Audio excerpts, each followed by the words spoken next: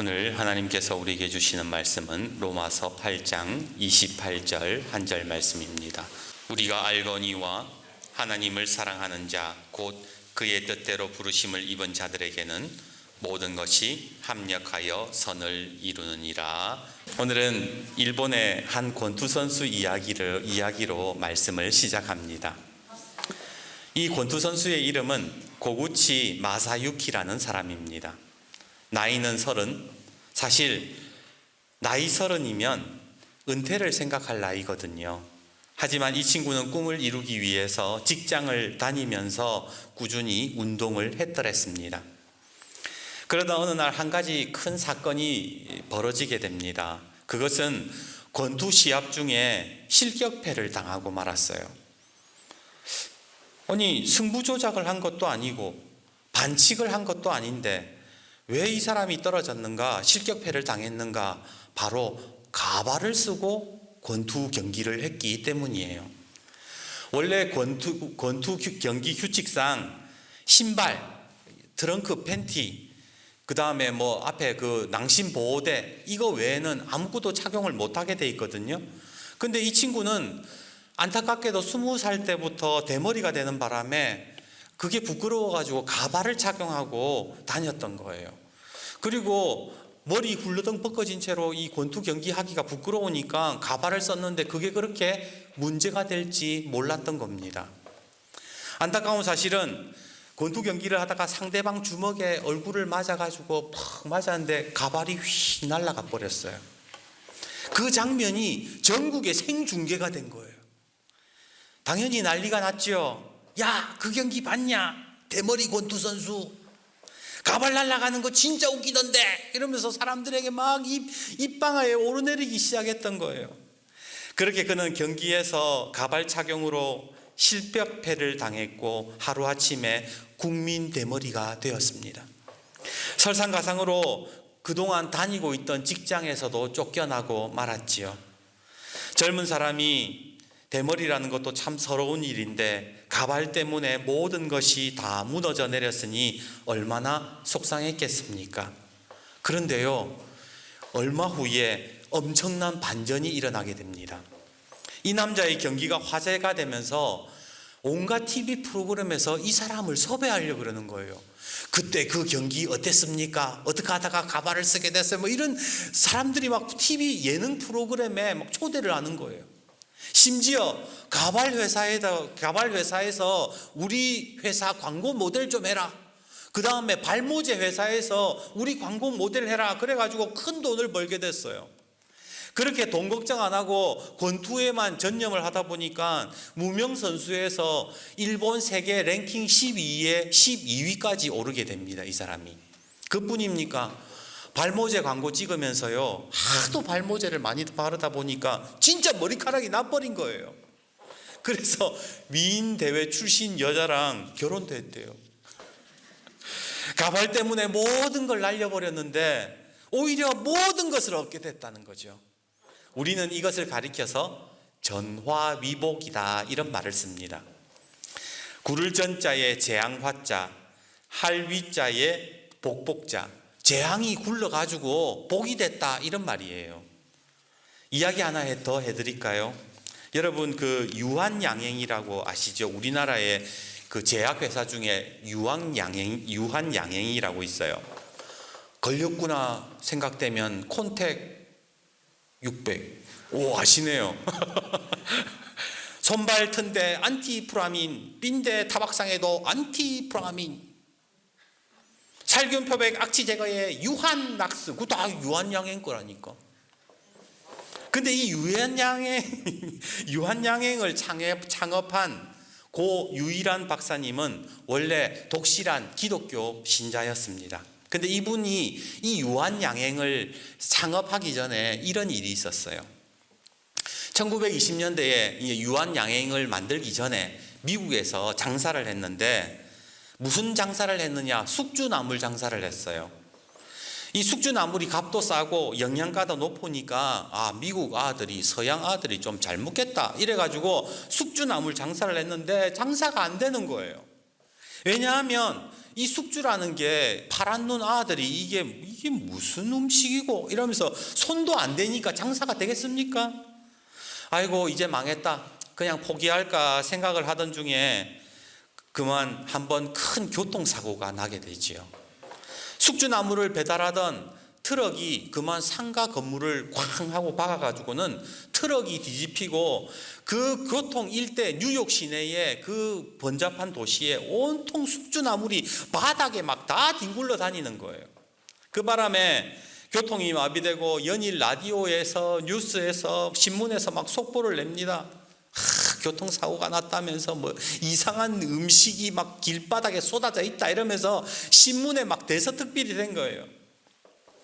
아이고 이제 끝났다, 이제 망했다, 그렇게 생각했는데 결과는 정반대였습니다. 언론에서 도대체 저 도로 위에 이상하게 길쭉하게 생긴 게 저게 뭘까?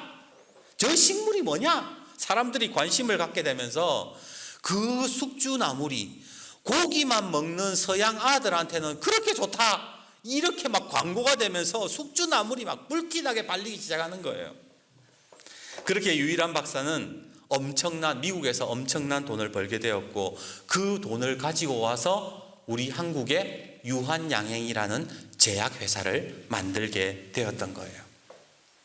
오늘 여러분들은 어떠세요? 지금까지 살아오시면서 불행이다, 나 참 인생 안 풀린다 이렇게 생각했는데 오히려 그것이 복이 되었던, 전화위복이 되었던 일들이 있으십니까? 인생사 세용지 말라고 꼭 좋은 일이 꼭 좋은 것만은 아니더라는 거예요. 그렇다고 또 나쁜 일이 꼭 끝까지 안 좋게 끝나는 법도 없더라는 겁니다. 오늘 우리도 마찬가지 아니겠습니까? 지금 내가 힘들다고 생각하는 일들, 내가 우울하고 불행하다고 생각하는 그 느끼는 일들이 언젠가는 좋은 일로 바뀌게 될지 누가 알겠습니까? 그러기에 오늘 우리 하나님께서 이 자리에 계신 모든 분들에게 전화위복의 은혜를 주시기를 주님의 이름으로 축복합니다. 우리 강덕교회는 1969년 10월 5일에 첫 예배로 시작이 되었고 2023년 현재까지 54년의 역사를 가지고 있습니다. 수많은 목회자들이 교회를 섬겼고 많은 성도들이 이 예배당에서 예배를 드렸습니다. 간혹 제가 심심해서요, 우리 교회 홈페이지 안에 있는 그 옛날 사진들을 이렇게 한 번씩 볼 때가 있거든요. 우리 장로님들 싱싱했어요.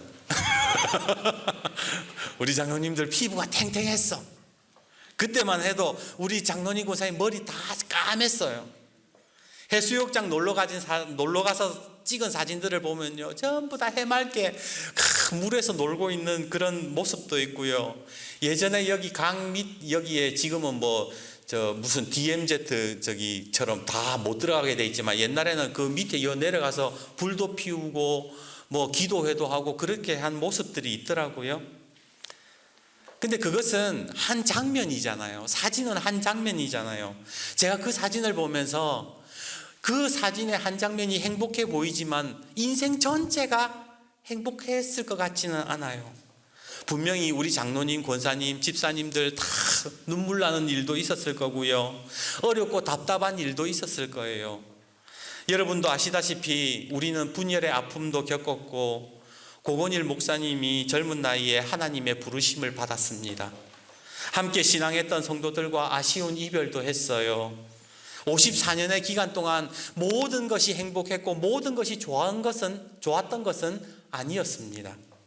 그럼에도 불구하고 제가 한 가지 확신하는 게 있어요. 그게 뭐냐면 우리 광덕교회는 잘 될 거라는 거예요. 왜냐하면 오늘 하나님께서 우리에게 이렇게 약속하셨기 때문입니다. 로마서 8장 28절을 제가 다시 읽어드립니다. 우리가 알거니와 하나님을 사랑하는 자 곧 그의 뜻대로 부르심을 입은 자들에게는 모든 것이 합력하여 선을 이루느니라. 모든 것이 합력하여 선을 이룬다. 좋은 일만 선을 이루는 것이 아니라 속상하고 눈물겨웠던 일, 답답하고 내가 힘들었던 그 모든 일까지 다 힘을 합해가지고 좋은 선을 이루더라는 거예요. 그래서 예수 믿는 사람들은요, 쉽게 넘어지지 않습니다. 속상한 일을 당해도요, 쉽게 좌절하지 않아요. 왜? 이 지금 내가 겪고 있는 슬픈 일까지도 합력해서 선을 이룰 것을 믿기 때문입니다. 그러기에 다시 한 번 더 이 자리에 계신 모든 분들에게 오늘 하나님이 주신 이 말씀이 여러분의 삶에 이루어지기를 다시 한 번 더 간절히 축복합니다. 우리 광덕교회는 앞으로 주간 요양보호센터를 하려고 그래요. 주간 요양보호센터가 뭐냐? 노인 유치원. 그래서 아침에 와서 밥 먹고 놀다가 저녁 드시고 집에 모셔다 드리고 뭐 이런 주간 요양보호센터를 하려고 그래요. 돈을 벌려고 하는 목적이 아니에요. 풍천 지역의 마을 교회로서 봉사도 하고 우리 마을의 어르신들이 좀 행복하게 사실 수 있도록 도와드리려고 그렇게 준비를 하고 있습니다. 그런데 큰 문제가 하나 있어요. 돈이 없어. 꿈은 큰데 돈이 없어. 그래서 요즘 어떻게 돈을 구해야 되나, 국가에서 지원을 받을 수 있는가 이리저리 전화를 돌려보는데 지난 금요일 날 그 요양보호센터를 하고 있는 한 친구에게 제가 물었어요. 우리 교회에 지금 이 돈이 없는데 어디 국가에 돈 좀 받을 데 없나? 이러니까 그 친구가 그러는 거예요. 목사님, 제가 알기로는요, 지원받는 방법이 있기는 한 것 같은데 아무나 안 해줄걸요? 아무나 안 해준대요. 좀 연줄도 있어야 된대요. 아는 사람도 있어야 된대. 그리고 뭔가 좀 이렇게 이름도 나고 이래야 뭐 되지. 뭐 시골 교회 뭐 아무 이름도 없는 뭐 목사 나부랭이 뭐 이런 사람이 뭐 돈 빌려주겠습니까? 그런 느낌이지요. 근데 그 말을 듣는 순간 저는 이런 마음이 들었어요. 되겠다. 아무나 안 된다 이렇게 얘기를 했는데 저는 될 수 있겠다 이런 생각이 들었어요. 왠 줄 아세요? 내가 아무나가 아니거든. 우리 교회가 아무나가 아니거든. 아무 교회가 아니기 때문에 될 수 있겠다 그런 생각이 들었던 거예요. 우리 광덕교회는 아무 교회가 아니에요. 저와 여러분은 아무나가 아니에요. 광덕교회는 하나님이 세우신 교회고 여러분은 하나님이 택하신 백성인데 어떻게 그게 아무나입니까? 하나님의 자녀인데. 설사 일이 제대로 풀리지 않는다 하더라도 지원을 못 받는다 하더라도 상관없어요. 왜냐하면 그러한 문제마저도 합력하여 선을 이룰 것이기 때문에 그런 거예요. 오늘 하나님의 말씀이 그건 거예요. 내가 아무나는 아니지만 그거 안 된다 해도 상관없다. 왜? 모든 것이 합력하여 선을 이룬다. 하나님이 그렇게 말씀하셨기 때문이라는 거예요. 그래서 우리 옆에 분 아까 인사했지만 옆에 분에게 딱 확신의 눈빛을 가지고 딱 얘기를 하세요. 옆에 딱 어깨를 손 올리고 잘 될 겁니다. 걱정하지 마세요. 잘 될 겁니다. 왜? 합력해서 선을 이루기 때문입니다. 오늘 말씀은 바울이라는 사람이 로마 교회에 편지를 쓴 내용이에요. 옛날에는 뭐 전화가 있었습니까? 다 글로 편지를 썼지. 그 편지가 지금 성경책에 기록이 된 겁니다. 바울이 편지를 쓰면서 뭐라고 썼느냐? 왜 이런 글을 썼는데 이 로마 교회도요, 지금 우리 광덕교회처럼 똑같은 비슷한 어려움을 겪고 있었습니다. 그때 당시만 해도 이 기독교인들이 많지가 않았어요. 믿는 사람이 별로 없었어요. 그러니까 뭐 당연히 영향력도 없지, 힘도 없지. 정치인들이요, 사람 많은 곳에는 정치인들이 가요. 그런데 사람이 적으면 뭐예요?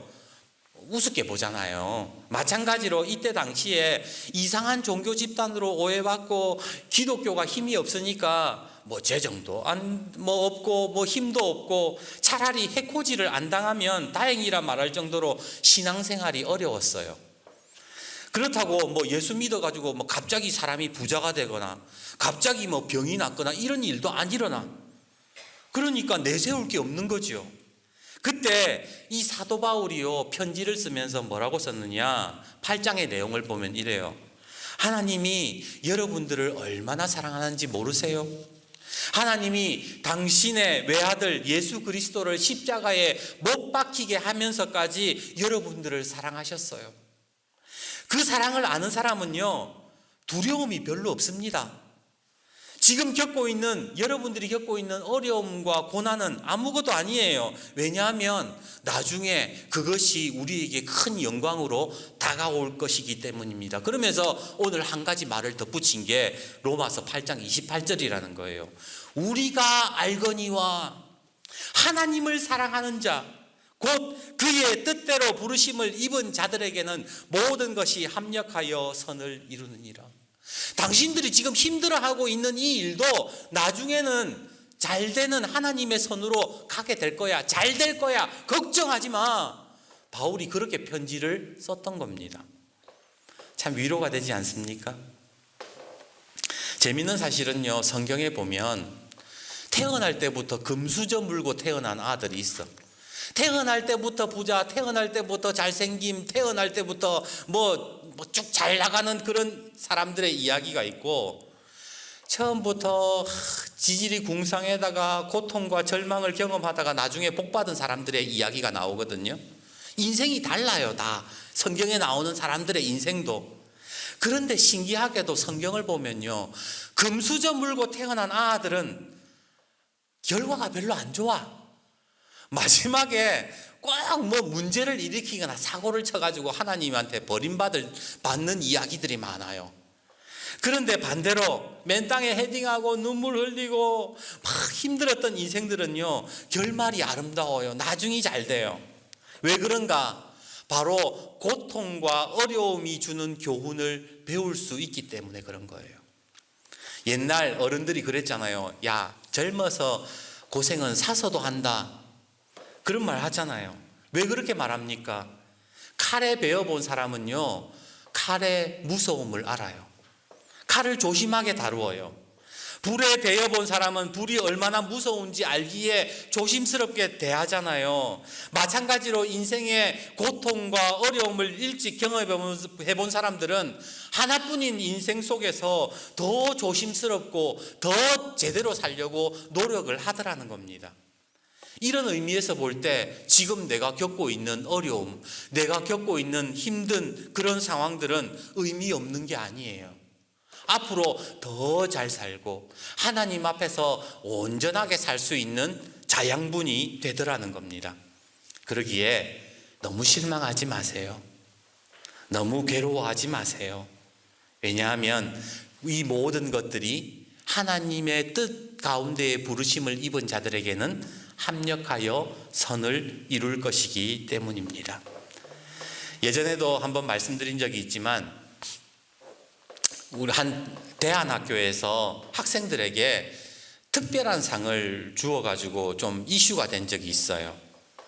이 교장 선생님이 학생들에게 어떤 상을 주느냐, 이름하여 잘할 것임으로 상. 일본말 같네. 원래 상이라는 것은 잘했던 사람에게 주는 거잖아요. 성적 1등 하면 1등상, 그죠? 출석 잘하면 출석상. 그런데 이 학교에는 앞으로 잘할 것임을 내가 믿으니까 미리 상을 준다 그랬던 거예요.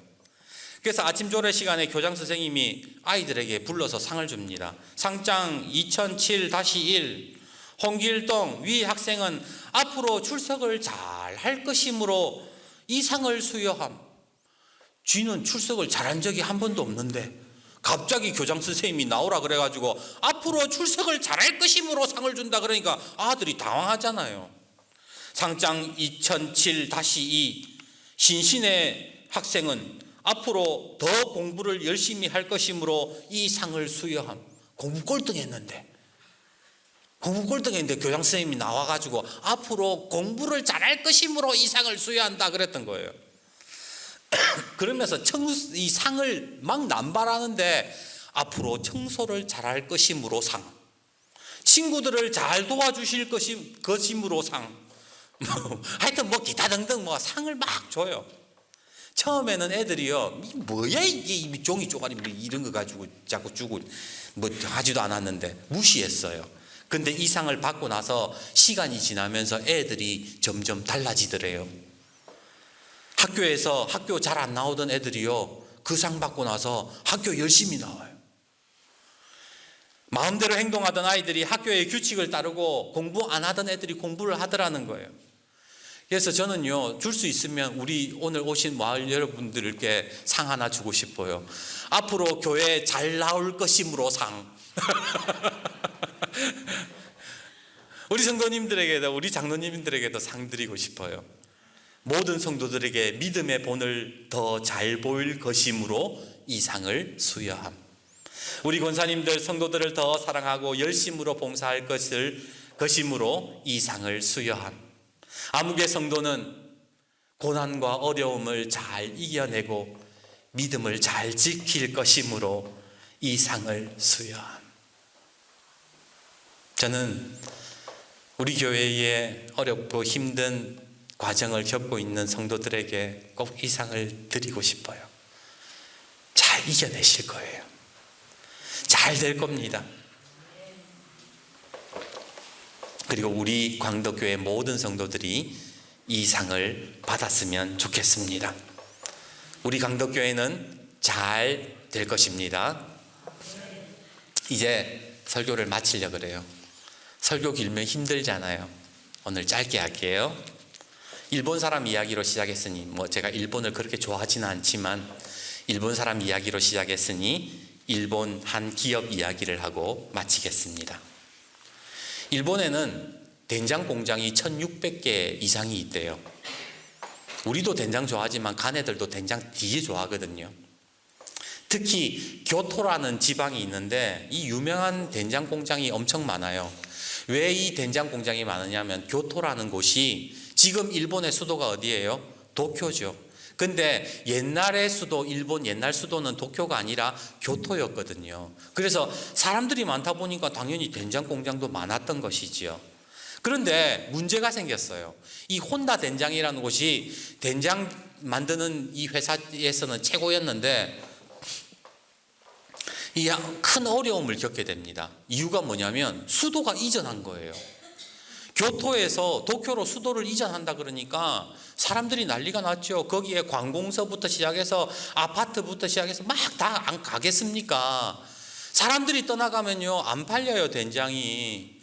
그래서 다른 기업들은 다 떠나가는데 혼다 된장 사람들이 모여가지고 야, 우리 이사 가야 되나 말아야 되나, 우리 장사 여기서 계속 해야 되나 아니면은 뭐 접을까, 막 이런 생각을 하고 있다가 결국에는 어떤 결정을 내렸느냐, 이사 가지 말자. 야, 도쿄하고 여기하고는 기온도 다르고 물도 다르고 입맛도 달라. 거기 가면 괜히 뭐 잘 될 것이라는 보장도 없어. 차라리 우리는 이곳에서 전통을 지켜나가면서 꿋꿋하게 된장을 만들어 가자. 그렇게 결정을 내렸어요. 그리고는 이 혼다 된장은 아주 크게 성공을 합니다. 왜냐하면 다른 공장들은 진짜로 다 장맛이 바뀌었거든요. 그런데 혼다 된장은 그 자리를 지키면서 장맛을 지켜가지고 결국에는 일본의 아주 큰 된장 공장으로 성공을 할 수 있었답니다. 제가 이 이야기를 드리는 이유는 우리 신앙생활도 그렇다는 거예요. 조금 어렵다고, 잠깐 실망했다고 흔들리고 이리저리 옮겨 다니는 것이 아니라 흔들리지 않고 내 믿음을 가지고 묵묵하게 길을 걸어가야 돼요. 그게 신앙생활이에요. 신앙이라는 말은 믿을 신자에 따를 앙자예요. 믿으면서 묵묵하게 따라가는 것, 그게 신앙생활이에요. 예수 믿는다는 거 다른 거 아니에요. 예수님이 나를 도와줄 것이다 라는 믿음을 가지고 그냥 교회 나와서 따라가는 거예요. 아이고 저 목사가 하나님이 복 준다 하더라. 그래 한번 믿고 따라가 보자. 하나님이 나를 사랑한다 하더라. 한번 믿고 따라가 보자. 그게 신앙생활이에요. 오늘 여러분의 믿음의 맛이 변하지 않고 끝까지 오늘 하나님이 주신 이 말씀을 믿으며 모든 것이 합력하여 선을 이룬다는 그 믿음을 가지고 계속해서 믿음 생활하시고 걸어가시는 우리 귀한 모든 여러분들이 되시기를 주님의 이름으로 축복합니다.